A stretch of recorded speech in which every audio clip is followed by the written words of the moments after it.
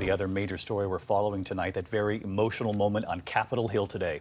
Jon Stewart with first responders from 9/11 there to testify about the horrific toll on their health, amid questions about the funding to help them. Stewart has been part of this 18-year fight to make sure responders are helped, and today he called out politicians who were not there. ABC's Terry Moran in Washington.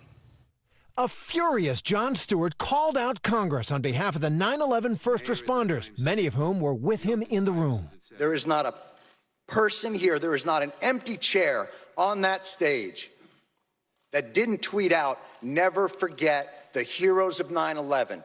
Never forget their bravery." Well, here they are. The issue in this hearing, a compensation fund for the 9/11 responders who were sickened by all that toxic debris. It's now running out of money, and future payouts are set to be cut by as much as 70%. Struggling to control his emotions, Stewart, a longtime advocate for these first responders, demanded Congress act. Your indifference costs these men and women their most valuable commodity, time.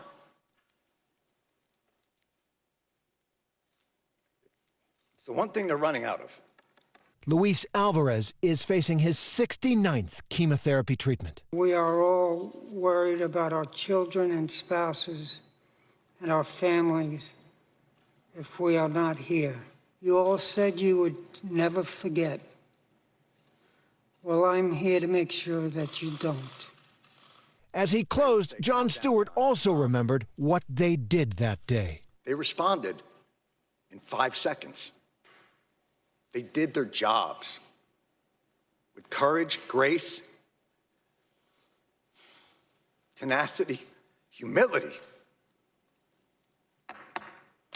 18 years later, do yours.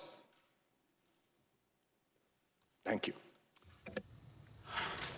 And Terry Moran with us live tonight. Terry, this was a very emotional scene, as we just all witnessed right there with you. Stewart surrounded by those first responders who were there for weeks and months after 9/11. It was emotional, David. One of the reasons, all those empty seats. Now, this was the full committee hearing room for the Judiciary Committee, 41 members, but it was a subcommittee hearing.